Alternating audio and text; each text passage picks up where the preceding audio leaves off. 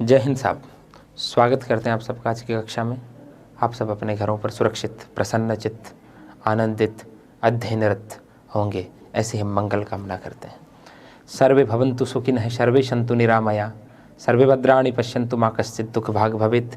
इस विराट और शुभ मंगल कामना के साथ हम आज की कक्षा में प्रवेश करते हैं। जी हाँ, व्याकरण शास्त्र, उसमें शब्द विचार, इसके बारे में हम चर्चा करने जा रहे हैं। देखिएगा,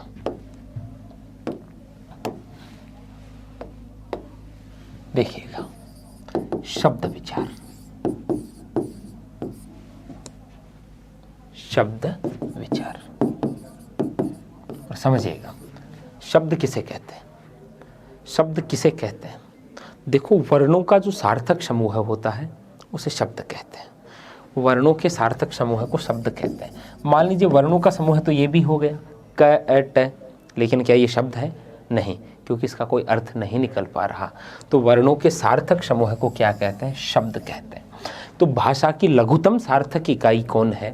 शब्द है। लेकिन शब्द भी अपना पूरा अर्थ कब देता है? शब्द भी अपना पूरा अर्थ जब वाक्य में प्रयुक्त होता है तब ही दे पाता है। भाई, जैसे मान लीजिए मैंने एक शब्द काम में लिया कमल। कमल, अब कमल शब्द का अर्थ सामान्य तौर पे अपन कोई पुष्प ही लेंगे, लेकिन मैंने कहा कमल खिला। कमल खिला तो पुष्प है, और मैंने कहा कमल जयपुर गया तो ये किसी व्यक्ति का नाम है। तो कोई भी शब्द अपना पूर्ण अर्थ जब वो वाक्य में आता है तभी दे पाता है। तो भाषा की लघुतम सार्थक इकाई कौन है? शब्द है। भाषा की लघुतम सार्थक इकाई कौन है? शब्द है। लेकिन शब्द भी अपना पूरा अर्थ वाक्य में प्रयुक्त होकर के ही दे पाता है। ठीक है, अब आगे हम बढ़ते हैं और देखना, यहाँ हम शब्दों का वर्गीकरण पढ़ेंगे। आप ध्यान से अब एकनिष्ठ हो जाएं और एकाग्र भाव से कक्षा में जुड़ जाएं। देखना, हम शब्दों का करेंगे वर्गीकरण। हम शब्दों को बांटेंगे उत्पत्ति के आधार पर शब्दों का वर्गीकरण, रचना के आधार पर शब्दों का वर्गीकरण और प्रयोग के आधार पर शब्दों का वर्गीकरण। इस आधार पे अपन शब्दों को बांटेंगे। अर्थ के आधार पर तो फिर बाद में कई प्रकार के हो ही जाते हैं, लेकिन ये समझने वाला विषय है। उत्पत्ति के आधार पर, रचना के आधार पर और प्रयोग के आधार पर। देखना, उत्पत्ति के आधार पर हिंदी में शब्द कितने प्रकार के चलते हैं, ध्यान से समझिएगा। देखो, मैं हिंदी भाषा के लिए हमेशा एक कथन कहा करता हूं कि हिंदी एक ऐसा करोड़पति सेठ है जिसके पास खुद का एक धेला भी नहीं है। इस कथन के कहने के पीछे भाव क्या है? देखा, उत्पत्ति के आधार पर हम यदि शब्दों को बांटें तो कितने प्रकार के शब्द चलते हैं? तत्सम, तद्भव, देशज और विदेशी। ये 4 प्रकार के शब्द चलते हैं।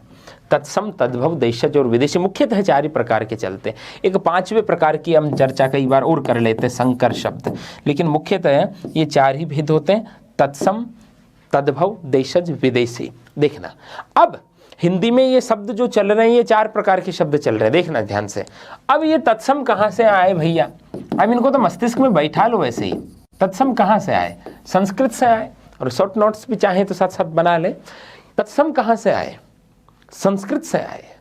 तत्सम उसके समान, किसके समान? संस्कृत के समान। भाई, जो हिंदी जो भाषा निकली है वो संस्कृत की गंगोत्री से निकली है, ये हम जानते हैं, हमें मालूम है इस बात का। तो वे शब्द जो जैसे संस्कृत में थे वैसे के वैसे हिंदी में आए, बिना किसी परिवर्तन के। वे शब्द जो जैसे संस्कृत में थे वैसे के वैसे हिंदी में आए, बिना किसी भी परिवर्तन के, वो शब्द क्या कहलाए?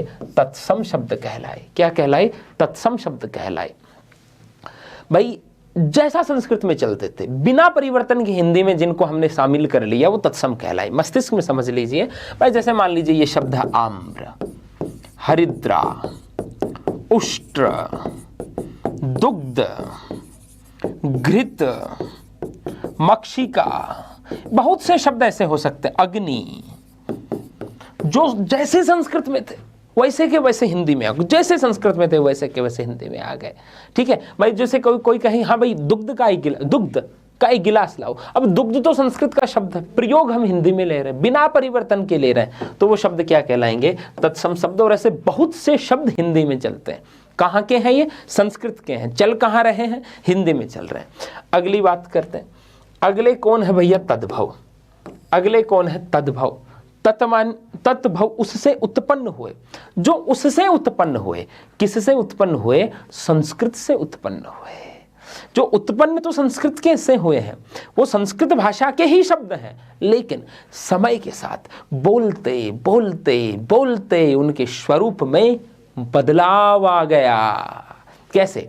मान लीजिए आज मैंने कोई कविता लिखी और वो कविता मैंने आपको सुनाई, आपने सुनी, आपने वो सुनकर के कविता याद की और किसी अन्य को सुनाई। उस अन्य ने अन्य को, अन्य ने अन्य को, अन्य ने अन्य को, अन्य ने अन्य को, आगे से आगे बढ़ती रही और 100वें व्यक्ति तक जब वो कविता पहुंचेगी, 100वां भी मैं ज़्यादा बोल रहा हूँ, 50वें व्यक्ति तक भी जब वो कविता पहुंचेगी तो उस कविता में कुछ ना कुछ रूपांतरण हो जाएगा, कुछ ना कुछ बदलाव हो जाएगा। मैंने जिन शब्दों का प्रयोग किया है वो शब्द वहाँ नहीं रहेंगे, कुछ ना कुछ उसमें नया जुड़ जाएगा। 100वें से 1000वें तक जब वो पहुंचेगी तो हो सकता है यही ना रहे कि इस कविता को लिखने वाला कौन है, पूरी की पूरी बीच में से बदल जाए, भाव बदल जाए, शब्द बदल जाए। अपन समाज में भी देखते हैं, किसी ने किसी एक को कोई बात कही, उसने किसी दूसरे को कही, दूसरे ने तीसरे को, चौथे ने पांचवें को, लेकिन धीरे धीरे वो बात बदलती जाती है और अंत तक जाते जाते तो पूर्णतः बदल जाती है। ठीक है, कहने वाले के पास जब वो वापस पहुंचती है तो वो बात वो रहती नहीं, कोई दूसरी ही हो जाती है। समझे? तो जो शब्द थे तो संस्कृत के, संस्कृत से जन्म हुआ, लेकिन समय के साथ साथ उनके स्वरूप में बदलाव आया, वो तद्भव कहलाए। तत्भव, भव मानी उत्पन्न होना, जो उससे उत्पन्न हुए, किससे? संस्कृत से उत्पन्न हुए। आप बोला करो वहां, चुपचाप मत बैठो। जो संस्कृत से उत्पन्न हुए वो क्या कहलाए? तद्भव कहलाए। कैसे? अरे भाई जैसे ये आम्र शब्द है, बोलते बोलते समय के साथ साथ हम इसको क्या बोलने लगे? आम बोलने लगे। ये हरिद्रा शब्द है, बोलते बोलते हम इसको क्या बोलने लगे? हल्दी बोलने लगे। ये उष्ट्र शब्द है, बोलते बोलते हम इसको क्या बोलने लगे? ऊंट बोलने लगे। ये दुग्ध शब्द है, बोलते बोलते हम इसको क्या बोलने लगे? दूध बोलने लगे। ये घृत शब्द है, बोलते बोलते हम इसको घी बोलने लगे। और ये मक्षिका शब्द है, बोलते बोलते हम इसको क्या बोलने लगे? मक्खी बोलने लगे। तो शब्द तो संस्कृत से जन्म है, इनका जन्म संस्कृत से हुआ है, लेकिन समय के साथ उनके स्वरूप में बदलाव आया है और वो हिंदी में शामिल हो गए, तो वो क्या कहलाए? तद्भव शब्द कहलाए। तो मैं कहूँ कि हिंदी भाषा की जो निधि है वो निधि ये तद्भव है। अधिकांश यही शब्द प्रयुक्त होते हैं। आगे बढ़ते हैं और इनको मस्तिष्क में बैठा लेना है जी। देशज, देशज जो स्थानीय भाषाओं से जन्मे, जो देश से जन्मे, हाँ, जो क्षेत्रीय भाषाओं के शब्द हैं, जो स्थानीय भाषाओं के शब्द हैं, जो हिंदी में आ गए, वो देशज शब्द कहलाएंगे। और ये स्वाभाविक है।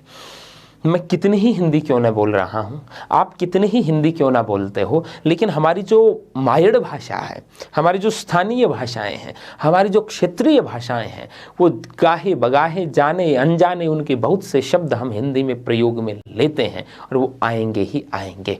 और वो हिंदी में आकर के जिन शब्दों का ज़्यादा प्रयोग होगा वो आकर के रच बस जाएंगे। उनको फिर विलग कर पाना, उनकी अलग पहचान कर पाना तक संभव नहीं हो पाता। तो ऐसे शब्द क्या कहलाते हैं? देशी शब्द कहलाते हैं। क्या कहलाते हैं? देशी शब्द कहलाते हैं। अरे भाई चिड़िया चहचहा रही है और मैंने कहा अरे यार ये चिड़िया ची ची कर रही है। अब ची ची को शब्द थोड़ी ना होता, बना दिया है। जैसे वो मार्केट में बच्चे बच्चियां जब जाते हैं तो वो पानी पतासी बहुत खाते हैं और उसको बोलते हैं भैया 10 रुपए के पुचके देना। अब पुचके कोई शब्द है क्या भैया? है कोई नहीं। स्थानीय किसी न किसी स्थानीय भाषा का शब्द जो हिंदी में आ गया, अरे भैया 2 कचौड़ी लगा के दो। कचौड़ी स्थानीय भाषा का शब्द, क्षेत्रीय भाषाओं का शब्द है। और यह मैं आपको कहूँ, जो खाद्य सामग्रियों के ज़्यादातर जो शब्द है ना, चटपटी खाद्य सामग्रियों के शब्द, वो तकरीबन देशी ही हैं। क्या है? देशी। और जो ध्वनि मूलक शब्द है, जैसे ची ची भौं भौं, ऐसे अपन जो बनाते हैं, कोई जैसे दरवाजा खटखट कर, अरे यार क्यों खटखट कर रहा है? तो ऐसे जो जितने भी शब्द हैं वो देशी ही होते हैं। ये ध्यान रखिए, पहचान बता रहे हैं आपको, ठीक है। और अब बचे कौन? विदेशी। विदेशी मानी जो बाहर से आए हैं, भारत की सीमाओं से बाहर से आए हैं, वो शब्द क्या कहलाएंगे? विदेशी शब्द कहलाएंगे। और हिंदी ने इनको भी आत्मसात कर लिया। अलग कर पाना भी संभव नहीं है, अलग पहचान संभव नहीं हो पाती। इतना ये हिंदी भाषियों के भाषा के कोश में, शब्दकोश में ये भर गए हैं, उनके मस्तिष्क में स्थित हो गए हैं। अरे आज कोई सामान्य व्यक्ति जो पढ़ा लिखा भी नहीं है बहुत ज़्यादा, वो भी बोलेगा तो यही कहेगा, अरे यार बीमार था, हॉस्पिटल जाके आया हूँ, डॉक्टर से मिल के आया। वो हॉस्पिटल दूसरी भाषा का, डॉक्टर अंग्रेजी भाषा का, हॉस्पिटल अंग्रेजी भाषा का। अरे भाई जी कैसे गए थे? अरे यार रिक्शा पकड़ करके गए, जापानी भाषा का। बताइए, है मैं अस्पताल में मिलने गया था यार, डॉक्टर से मिलने गया था, अस्पताल दूसरी भाषा का। कपड़े कहाँ रखे हैं? अजी अलमारी में रखे हैं, अलमारी दूसरी भाषा का शब्द। कौन कहता हमें चिकित्सालय में चिकित्सक से विमर्श करने गया था? कोई नहीं कहता है। शुद्ध हिंदी का प्रयोग कहाँ संभव है? नहीं जी, ये भाषाओं के शब्द मिल चुके हैं, मिक्स हो चुके हैं, मिक्स अंग्रेजी भाषा का शब्द पूरी तरह से मिश्रित हो चुके हैं, मैं कहूं आत्मसात हो चुके हैं। ठीक है, हिंदी में तकरीबन 123-24 भाषाओं के शब्द चलते हैं, बाहर की भाषाओं से शब्द। हम ये जो कागज शब्द काम में लेते हैं, ये खुद कौन सी भाषा का है? विदेशी भाषा का शब्द है। ठीक है, तो जो भारत के बाहर की भाषाओं से हिंदी में आए हैं वो क्या कहलाएंगे? विदेशी कहलाएंगे। मस्तिष्क में बैठ जानी चाहिए परिभाषाएं। नोट्स और लिखने, इन दोनों पे निर्भर नहीं रहना। कक्षा लेते समय इतना एकाग्र रहना है कि हमारे शब्द और आपके कानों के बीच में कोई विचार का व्यवधान ना हो, और मस्तिष्क में जाने तक कोई विचार बीच में बाधा न पैदा करे। एकदम हम कहें और आप उनको सहेज लो।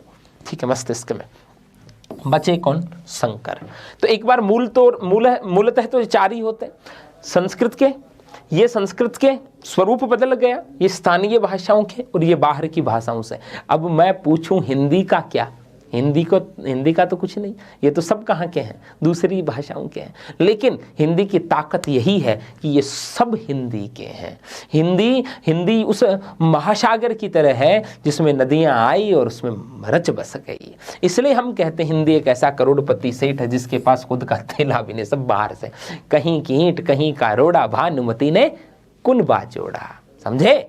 ठीक है, ये हिंदी की शक्ति है, ये हिंदी का सामर्थ्य है कि उन सभी भाषाओं के शब्दों को स्वीकार किया। ठीक है, संकर शब्द की बात करते हैं। संकर, हाइब्रिड, जो दो भाषाओं के मेल से बने। अरे भाई जैसे कोई भ्रमण करके आया है, पर्यटन करके आया है, हमने पूछा अरे भाई कैसा लगा? अरे सर बड़ा मजा आया, और वो जो अग्नि बोट की सवारी थी ना, क्या कहें, साधु साधु मजा आ गया। अब अग्नि बोट शब्द बोला, अग्नि संस्कृत का, बोट अंग्रेजी का, मिलकर के एक शब्द बना, चल हिंदी मेरा। बताइए, ऐसे शब्द संकर शब्द कहलाएंगे। अरे आप तो बड़े लेट आए थे, लेट अंग्रेजी का है, लेट आए थे और एंड टाइम तक पहुंचे थे। एंड टाइम है दूसरी भाषा का उपसर्ग और दूसरी भाषा का शब्द मिलकर के चल कहाँ रहा है? हिंदी में चल रहा है। अरे सर मैं टिकट कटवा तो लेता, लेकिन टिकट घर पे भीड़ लगी थी। घर आपका हिंदी का और टिकट अंग्रेजी का। तो दो भाषाओं के मेल से जो शब्द बन जाते हैं, नेक चलन, दूसरी भाषा का उपसर्ग, दूसरी भाषा का शब्द। ठीक है, तो जो दो भाषाओं के मेल से जो शब्द मिलते हैं, बनते हैं, उन्हें हम क्या कहते हैं? संकर शब्द कहते हैं। क्या कहते हैं? संकर शब्द कहते हैं। समझ में आ गया? तो उत्पत्ति के आधार पर सामान्यतः 5 प्रकार के शब्द होते हैं। उत्पत्ति के आधार पर पुनः देख लीजिए, उत्पत्ति के आधार पर 5 प्रकार के शब्द होते हैं। तत्सम, तद्भव, एक बार मेरे साथ साथ बोल दीजिए, देशज और विदेशी, और विदेशी। मूलतः ये 4 भेद होते हैं। एक 5वां भेद अपन और जाने तो कौन सा है? संकर। और मेरे साथ साथ बोल दीजिए, मैं चाहता हूं कि आपको याद हो जाए। तत्सम, जो समान है, किसके? संस्कृत के। जन्म संस्कृत से हुआ, हिंदी में बिना परिवर्तन के आगे वो क्या कहलाएंगे? तत्सम। तद्भव, जो उससे उत्पन्न हुए, किससे? संस्कृत से उत्पन्न हुए। जन्म संस्कृत से हुआ और परिवर्तन होकर के हिंदी में आ गए, समय के साथ स्वरूप में बदलाव आ गया, तद्भव। जो स्थानीय भाषाओं से हिंदी में आ गए वो देशज, जो विदेशी भाषाओं से हिंदी में आ गए वो विदेशी, और जो दो भाषाओं के मेल से बनते हैं उन्हें क्या कहते हैं? संकर शब्द कहते हैं। अब परीक्षा में इसका बड़ा अच्छा प्रश्न पूछा जाता है, याद करना होता है अपने को कौन सा शब्द किस भाषा का है, और वो रटने का सा विषय है। ठीक है, बार बार पढ़ेंगे तो एक अंडरस्टैंडिंग क्रिएट हो जाएंगे।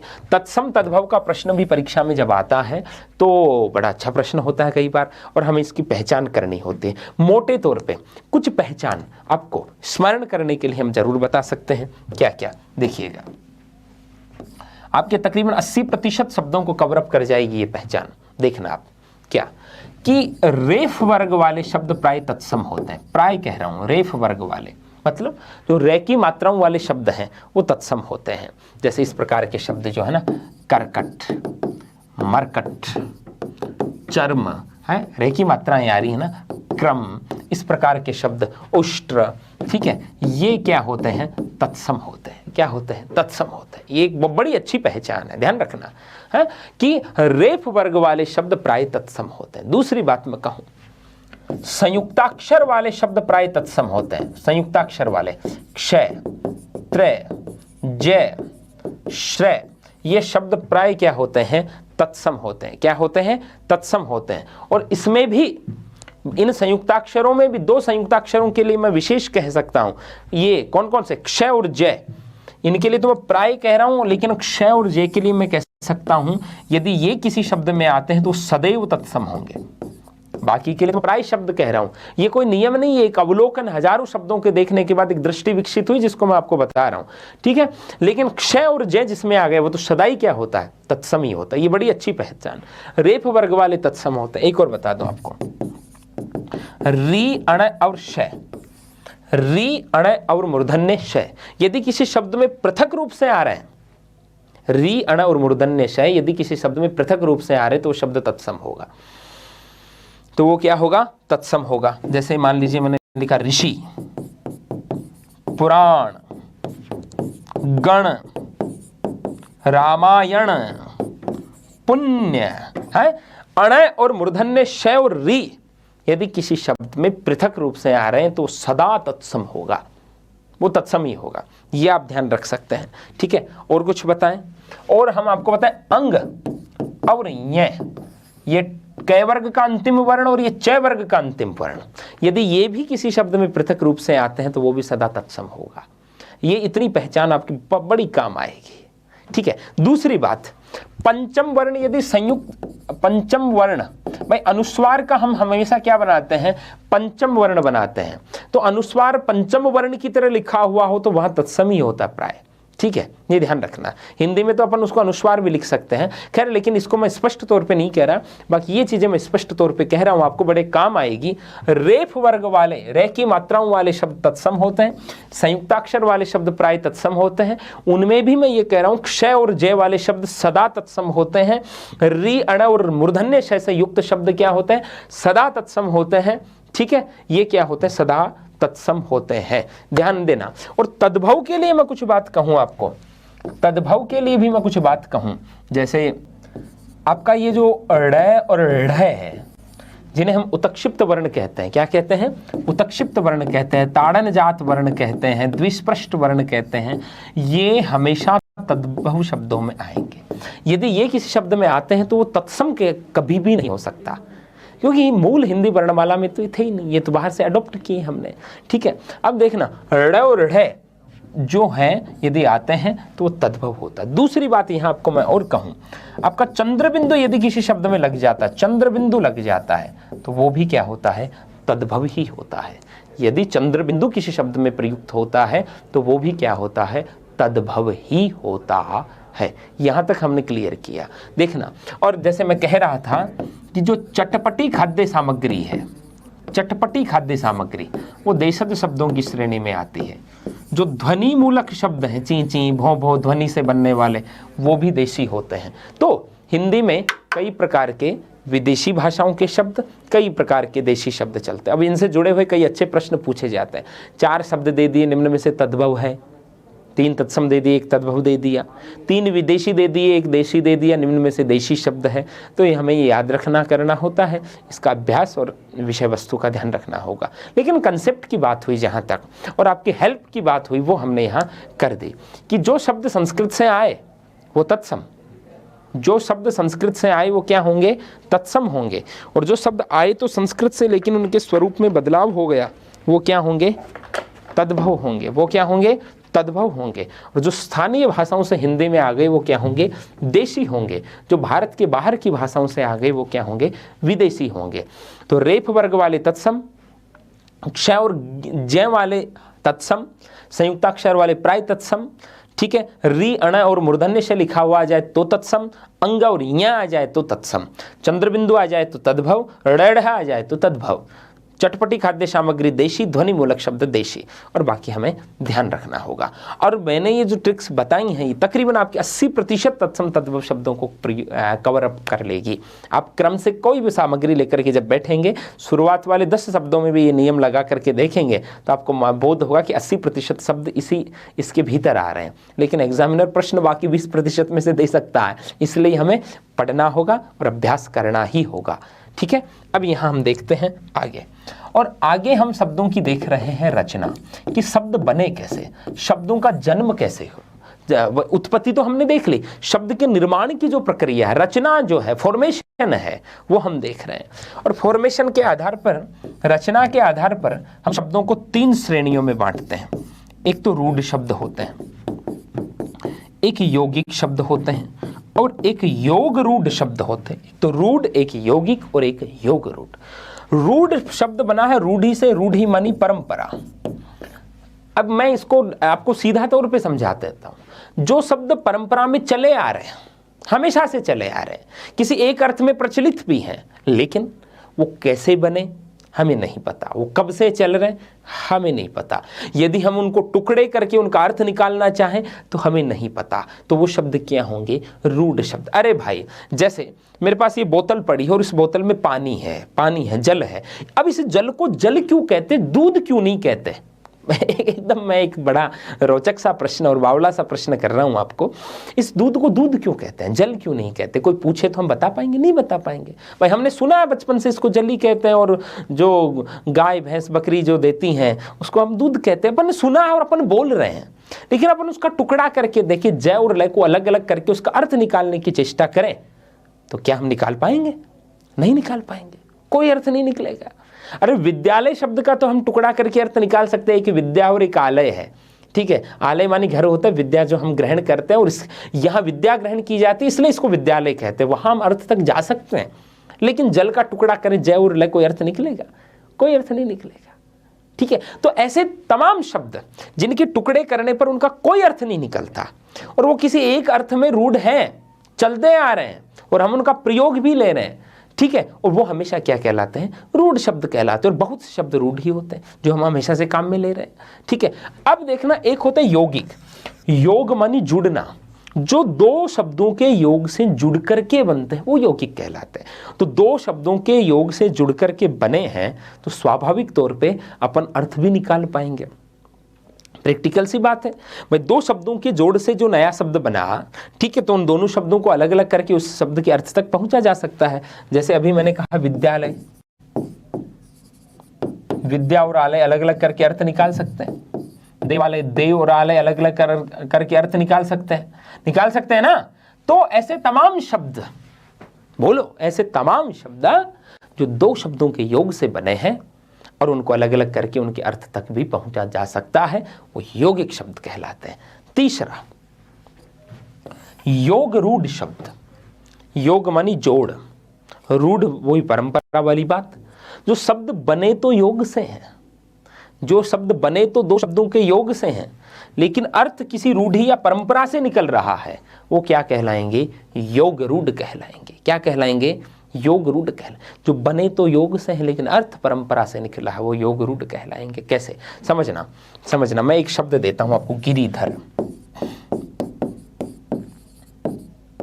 गिरिधर, गिरि मानी पर्वत, धर मानी धारण करने वाला, पर्वत को धारण करता है जो। गिरिधर शब्द 2 शब्दों के योग से बना है, एक तो गिरि और एक धर है, तो योग तो हुआ है। रूढ़ कैसे हुआ ये समझना। गिरिधर हम किसको कहते हैं, कृष्ण को कहते हैं।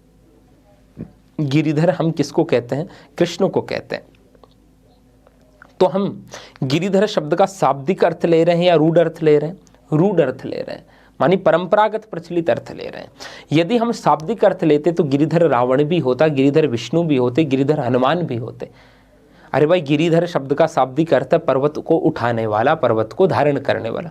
हनुमान जी ने भी उठाया, यहाँ से आए, लंका से यहाँ आकर के लेके गए थे, वापस छोड़ के गए थे।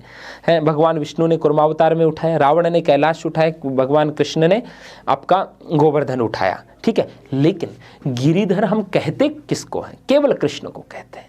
कारण परंपरा में गिरिधर शब्द कृष्ण के अर्थ में रूढ़ हो गया, फेमस हो गया, प्रसिद्ध हो गया। समझे आप इस बात को? यदि हम इसका शाब्दिक अर्थ लेते, पर्वत को धारण करने वाला, तो हमें इन सबको क्या कहना होता? गिरिधर कहना पड़ता। इन सबको ही क्या कहना पड़ता? गिरिधर कहना पड़ता। लेकिन अपन गिरिधर केवल किसको कह रहे हैं? कृष्ण को कह रहे हैं। केवल किसको कह रहे हैं? कृष्ण को। तो शब्द का शाब्दिक अर्थ देखें तो शाब्दिक अर्थ तो अलग अलग आयामों की ओर जा रहा है, लेकिन हम यहां रूढ़ अर्थ ग्रहण कर रहे हैं। शब्द बना तो दो के योग से है, तो योग भी है, अर्थ रूढ़ी से आया है तो रूढ़ भी है, इसलिए कौन सा हो गया? योग रूढ़ शब्द हो गया। और यदि एक पंक्ति में मैं इसको व्याख्यायित करूं तो आपको कह सकता हूं कि बहुव्रीहि समास के जितने उदाहरण होते हैं वो सब किस श्रेणी में आते हैं? योग रूढ़ शब्द की श्रेणी में आते हैं। एक उदाहरण और दूं, मान लीजिए मैंने एक शब्द लिखा चौमासा। क्या लिखा? चौमासा। चौमासा शब्द दो के योग से बना, एक तो चौ मानी चार और मासा मानी महीने। 4 महीने, 4 महीनों का समूह है। चौमासा शब्द का शाब्दिक अर्थ तो ये है, दो के योग से बना है तो योग तो हो गया, लेकिन अर्थ इसका रूढ़ी से निकलता कैसे? हम चौमासा किसे कहते हैं? वर्षा ऋतु को कहते हैं। हम चौमासा किसे कहते हैं? वर्षा ऋतु को कहते हैं। अरे भाई, जनवरी, फरवरी, मार्च, अप्रैल को चौमासा कहोगे? नहीं। चैत्र, वैशाख, ज्येष्ठ, आषाढ़ को चौमासा कहोगे? नहीं। वर्षा ऋतु वाले, श्रावण, भाद्रपद वाले जो 4 माह हैं उन्हीं को चौमासा कहते हैं। चौमासा शब्द से अपन वर्षा ऋतु का बोध करते हैं। कई बार जो है पंचांग के अंदर 1-2 श्रावण आते हैं या 2 भाद्रपद आते हैं तो वो 5 महीने भी हो जाते हैं, लेकिन फिर भी आप कहते क्या हैं? चौमासा कहते हैं। तो आपने शाब्दिक अर्थ लिया या रूढ़िगत अर्थ लिया? रूढ़िगत अर्थ लिया, परंपरागत अर्थ लिया। ठीक है, तो शब्द बना तो दो के योग से है, अर्थ परंपरा से आया, इसलिए क्या हो गया? योग रूढ़ हो गया। अरे हर जहां वह स्थान जहां विद्या ग्रहण की जाती है उसको विद्यालय कह सकते हैं, लेकिन हर 4 महीने के समूह को चौमासा नहीं कह सकते। तो यह शब्द तो यौगिक है, ये यौगिक तो है, लेकिन अर्थ रूढ़ी से निकला है, परंपरा से निकला है, सामाजिक मान्यताओं से निकला है, इसलिए योग रूढ़। इसलिए मैं हमेशा कहा करता हूं कि भाषा सीखनी है तो केवल किताब के पन्नों पर आश्रित ना रहे। भाषा सामाजिक परिवेश में पलती फूलती है, भाषा समाज के बीच पुष्पित पल्लवित होती है, भाषा समाज में विकसित होती है, किताबों में बाद में पहुंचती है। इसलिए सामाजिक, अरे भाई, हम सामाजिक संबंध जो स्थापित करते हैं उसका माध्यम कौन बनती है? भाषा बनती है। तो भाषा सीखने के लिए हमारा सामाजिक होना आवश्यक है। ठीक है, आगे बढ़ते हैं। तो योग रूढ़ का कंसेप्ट आपको क्लियर हो गया होगा। तो ऐसे शब्द जिनके टुकड़े करके उनके अर्थ को जानना चाहें तो किसी भी अर्थ का बोध ना हो, वो क्या होंगे? रूढ़ शब्द होंगे। वो क्या होंगे? रूढ़ शब्द होंगे। और जो 2 शब्दों के योग से बने हैं वो क्या होंगे? यौगिक होंगे। क्या होंगे? यौगिक होंगे। जो बने तो योग से हैं लेकिन अर्थ परंपरा से निकला है वो क्या होंगे? योग रूढ़ होंगे। वो क्या होंगे? योग रूढ़ होंगे। समझ में आ गई बात? तो हमने शब्दों को बांटा किसके आधार पर? रचना के आधार पर बांटा हमने। और शब्दों को हमने किसके आधार पर बांटा? आपकी उत्पत्ति के आधार पर बांटा। ठीक है, हमने शब्दों को 2 तरीके से बांटा है। ठीक है, अब बढ़ते हैं अपन आगे।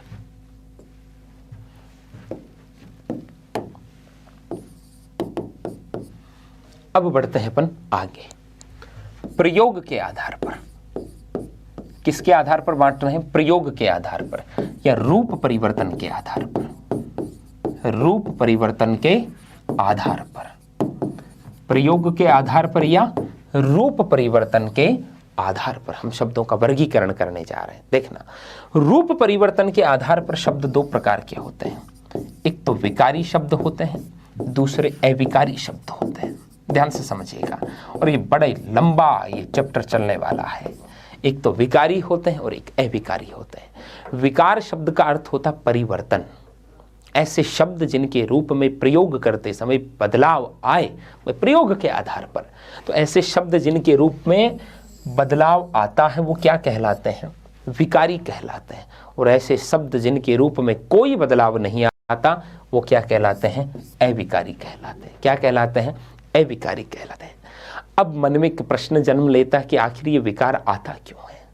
मान लीजिए कोई शब्द है, उसका लिंग परिवर्तित किया और शब्द बदल गया, वचन बदला, शब्द बदल गया, कारक बदला, शब्द बदल गया, काल बदला, शब्द बदल गया, पुरुष बदला, शब्द बदल गया, वाच्य बदला, शब्द बदल गया, इनमें से किसी के कारण भी शब्द बदला तो वो क्या कहलाएगा? विकारी। ये सब कुछ बदले फिर भी शब्द अपरिवर्तित रहा, ये सब कुछ बदले फिर भी शब्द में कोई बदलाव नहीं आया तो शब्द क्या होगा? अविकारी होगा। क्या होगा? अविकारी होगा। यहां एक चीज को आप समझने की चेष्टा कीजिएगा। आपको एक चीज की व्याख्या करता हूं। किसी भाषा को समझना है, किसी भाषा को जानना है, तो भाषा के जो शब्द चलते हैं उस भाषा के दो पक्ष होते हैं। एक भाषा का व्युत्पत्ति पक्ष होता है। कौन सा पक्ष होता है? व्युत्पत्ति पक्ष होता है, ठीक है। एक भाषा का व्याख्या पक्ष होता है। कौन सा पक्ष होता है? व्याख्यात्मक पक्ष होता है। एक भाई व्याकरण की भूमिका क्या है? व्याकरण शब्दों की व्युत्पत्ति का भी ज्ञान करवाती है और शब्दों के अर्थ का भी ज्ञान कराती है, शब्दों का विवेचन भी करती है, शब्दों का वर्गीकरण भी करती है। व्युत्पत्ति यत्र शब्दानाम विश्लेषण विवेचने व्याकरणम तत्र विगेयम वेदांगंच मुखम महत। जहां शब्दों की व्युत्पत्ति, जहां शब्दों का विश्लेषण, जहां शब्दों का विवेचन किया जाए वो शास्त्र क्या है? व्याकरण शास्त्र है। तो हम यदि व्युत्पत्ति पक्ष में देखें तो शब्दों की व्युत्पत्ति जानने के लिए हमें चार चीजें चाहिए। संधि चाहिए, समास चाहिए, उपसर्ग चाहिए और प्रत्यय चाहिए। लेकिन जब हम पद परिचय पढ़ें, कोई भी शब्द जब किसी वाक्य में आ जाता है तो पद कहलाता है। यदि हम पदों की व्याख्या करना चाहें तो हमारे पास तीन चीजें आ जाती हैं। ध्यान से देखना। एक होते हैं विकारी शब्द, दूसरे होते हैं अविकारी शब्द जिन्हें हम अव्यय भी कहते हैं, और तीसरे होते हैं विकारक। तीसरे क्या होते हैं? विकारक, जिनके कारण परिवर्तन होता है। देखना, तो विकारी कौन कौन है? संज्ञा, सर्वनाम, विशेषण, क्रिया। ये चार क्या हैं? विकारी है। संज्ञा, सर्वनाम, विशेषण और क्रिया चार क्या हैं? विकारी है। और अव्यय, अविकारी शब्दों को अव्यय कहा जाता है। तो ये कौन कौन है? क्रिया विशेषण, देखना, संबंध बोधक, समुच्चय बोधक, विस्मयादि बोधक, ये चारों क्या हैं? अविकारी हैं। तो अविकारी शब्द के तो चार भेद होते हैं, लेकिन प्रश्न ये हो कि अव्यय के कितने भेद होते हैं? 5 भेद। अव्यय की बात करें तो हम इसमें निपात को भी शामिल कर लेते हैं, निपात को भी शामिल कर लेते हैं। विकारक कितने हैं? 6। लिंग, वचन, कारक, काल, पुरुष और वाच्य, ये 6 क्या है? विकारक है। ये 6 क्या है? विकारक है। देखना, मैं क्या कह रहा था, जिन शब्दों के रूप में बदलाव आता है वो विकारी होते हैं, जिनके रूप में कोई बदलाव नहीं आता वो क्या होते हैं? अविकारी होते हैं। विकारी 4 होते हैं। कौन कौन से? एक बार वापस बोलो मेरे साथ साथ, याद हो जाए आपको। संज्ञा, सर्वनाम, विशेषण, क्रिया, ये 4 क्या हैं जी? विकारी हैं। तो अविकारी भी 4 हैं। कौन कौन? क्रिया विशेषण, यहां मैं एक नई चीज बता रहा हूं आपको, एक संबंध बोधक, एक समुच्चय बोधक और एक विस्मयादि बोधक। ये 4 अविकारी हैं। तो अविकारी शब्दों की बात हो तब तो 4, और अविकारी कहते किसे हैं? जिन शब्दों के रूप में लिंग, वचन, पुरुष, कारक, काल, वाच्य आदि के कारण कोई परिवर्तन न हो उन्हें अविकारी कहते हैं। लेकिन अविकारी शब्दों को ही अव्यय भी कहा जाता है, क्योंकि अव्यय का अर्थ भी क्या होता है? जिनमें परिवर्तन ना हो। लेकिन जब ये पूछा जाए कि अव्यय के भेद कितने, तो 5। 4 तो ये और एक इसमें शामिल कौन हो जाता है? निपात। और अविकारी शब्दों के जब भेद पूछे जाएं तो कितने? 4।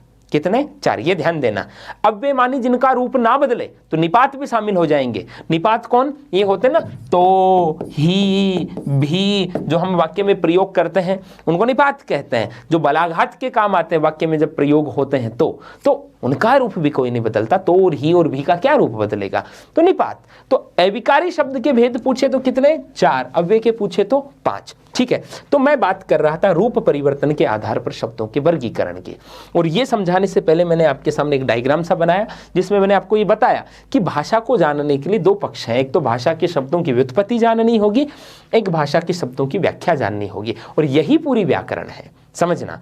तो व्युत्पत्ति में 4 चीजें हम पढ़ा करते हैं, संधि, समास, उपसर्ग, प्रत्यय, और व्याख्या के अंदर विकारी को भी पढ़ेंगे, अव्यय को भी पढ़ेंगे, और विकारक भी को भी पढ़ेंगे। विकारक कौन, जिनके कारण रूप में बदलाव आता है। ठीक है, ये पूरी की पूरी व्याकरण हो जाती है। लेकिन अभी भी आपके मन में एक प्रश्न बार बार कौंध रहा होगा कि गुरुदेव हम जानना चाहते हैं आखिरकार इन शब्दों में बदलाव आता कैसे है। देखना संज्ञा की बात कर लीजिए। मान लीजिए मैंने कहा गाय चर रही है। गाय एक संज्ञा है, लेकिन मैंने इसका वचन बदल दिया, इसको बहुवचन कर दिया, तो क्या हो गया, गायें चर रही है। तो क्या हो गया, गायें चर रही है। बहुवचन करते ही शब्द बदल गया है, तो ये भी उसी पशु का नाम, ये है भी उसी पशु का नाम, लेकिन जैसे वचन बदला, संख्या बदली, शब्द बदला, और जो बदलता है वो क्या होता है, विकारी। क्या होता है, विकारी। आप ऑनलाइन पढ़ रहे हैं, इसका मतलब ये नहीं कि आप ऐसे चुपचाप घर पे बैठे रहे, बराबर बोलो, एकदम ऑफलाइन की तरह मस्ती करते हुए।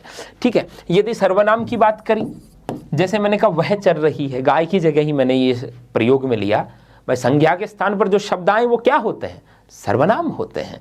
तो गाय चल रही है, वह चल रही है, एक गाय की बात ही हुई तब तो वह आया। गायें चल रही है, वे चल रही है, जैसे ही वचन बदला सर्वनाम भी बदला, और जो बदलते हैं वो क्या होते हैं, विकारी। क्या होते हैं, विकारी। जैसे मान लीजिए मैंने कहा अच्छा लड़का। अच्छा लड़का, लड़का कैसा है जी, अच्छा है। विशेषण, जो विशेषता बताते वो क्या होते हैं, विशेषण होते हैं। अब लड़का का मैंने वचन बदला, लड़के, तो ये यही गुण मान लीजिए उनमें है, तो शब्द क्या हो जाएगा, अच्छे। और मैंने लिखा लड़की, लिंग बदला, तो ये शब्द क्या हो जाएगा, अच्छी। क्या हो जाएगा, अच्छी। अब एक चीज देखिए, इन तीनों जगह गुण तो एक ही है, अच्छापन का, अच्छाई का गुण है, लेकिन उस गुण को रिप्रेजेंट करने के लिए जो शब्द आए, उन शब्दों के स्वरूप में बदलाव हुआ कि नहीं हुआ, हुआ। तो जिन शब्दों के रूप में बदलाव होता है वो क्या होते हैं, विकारी होते हैं। वो क्या होते हैं, विकारी होते हैं। समझ में आ गई बात, जिनके रूप में बदलाव होता है। ठीक है, और बदलाव होता किनके कारण है, विकारकों के कारण बदलाव होता है। लिंग, वचन, कारक, काल, पुरुष और वाच्य, इनके कारण परिवर्तन होता है। लेकिन इसका मतलब कतई ये नहीं है कि इन छहों के कारण सब में बदलाव होता है, जी नहीं। किसी में 1 के कारण, 2 के कारण बदलाव होता है, किसी में 3 के कारण, किसी में 5 के कारण। ठीक है, लेकिन बदलाव किसी न किसी के कारण भी यदि बदलाव होता है तो शब्द क्या कहलाएगा, विकारी कहलाएगा। जैसे सर्वनाम की बात करें तो सर्वनाम में लिंग के कारण बदलाव नहीं होता, लिंग बदलने पर सर्वनाम नहीं बदलता। भाई कैसे, बी प्रैक्टिकल, ऐसे ज्यादा चिंता नहीं करनी। इधर देखो, राम जयपुर जा रहा है और सीता जयपुर जा रही है, इन दोनों की जगह ही सर्वनाम क्या आएगा, वह जयपुर जा रहा है, वह जयपुर जा रही है। तो लिंग के कारण सर्वनाम में बदलाव नहीं आ रहा, मतलब लिंग सर्वनाम का विकारक है ही नहीं। खैर ये आगे देखते हैं। तो विशेषण में भी बदलाव हुआ, तो विशेषण भी कैसा है, विकारी। जैसे मान लीजिए मैं क्रिया की बात करूं, क्रिया की बात करूं तो देखिए, जैसे मान लीजिए मैंने कहा बच्चा हंसा, बच्चा हंसा, यहाँ हंसना क्रिया हुई है, और उस क्रिया का जो बोध करा रहा वो शब्द कौन है, हंसा। क्रिया शब्द कौन है, हंसा। अब बच्चा की जगह मैंने वचन बदल करके बच्चे कर दिया, और वही हंसना क्रिया यहाँ हुई है, तो शब्द क्या आएगा, हंसे, बच्चे हंसे। और मैंने इसका लिंग बदल दिया तो क्या हो जाएगा, बच्ची हंसी, बच्ची हंसी। समझ में आ गई। जैसे ही लिंग और वचन बदला वैसे ही शब्द भी बदला, और जो बदलते हैं वो क्या होते हैं, विकारी। वो क्या होते हैं, विकारी। यदि बात करें हम अविकारी की, अब आपके मन की जिज्ञासा और बलवती हो गई होगी, गुरुदेव आखिर वो शब्द कौन से हैं जिनमें कभी भी बदलाव नहीं होता, ऐसे शब्द कौन से जिनमें कोई परिवर्तन होता ही नहीं।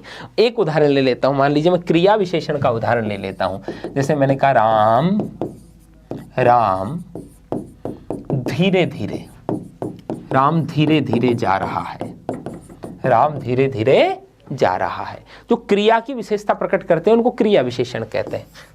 ये धीरे धीरे क्रिया विशेषण है। अब मैंने कर्ता का लिंग बदला, सीता धीरे धीरे जा रही है।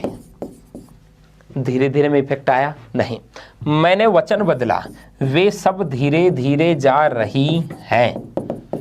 मैंने काल भी बदला, वे धीरे धीरे जा रही थी, वे धीरे धीरे जाएंगी, वे दोनों धीरे धीरे जा रहे थे। लिंग वचन जो कुछ बदलना है बदल लो। धीरे धीरे में कोई बदलाव आया क्या? नहीं आया।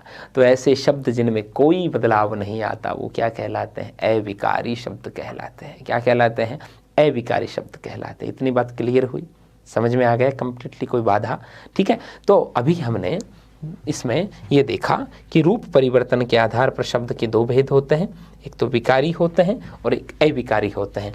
विकारी में विकारी चार होते हैं, संज्ञा सर्वनाम विशेषण क्रिया, और अविकारी चार होते हैं, क्रिया विशेषण संबंध बोधक समुच्चय बोधक और विस्मयादि बोधक। ठीक है। और बाद में किसके कारण किस में बदलाव आता है किस में नहीं आता, इसकी चर्चा करेंगे अपन अग्रिम खंड में।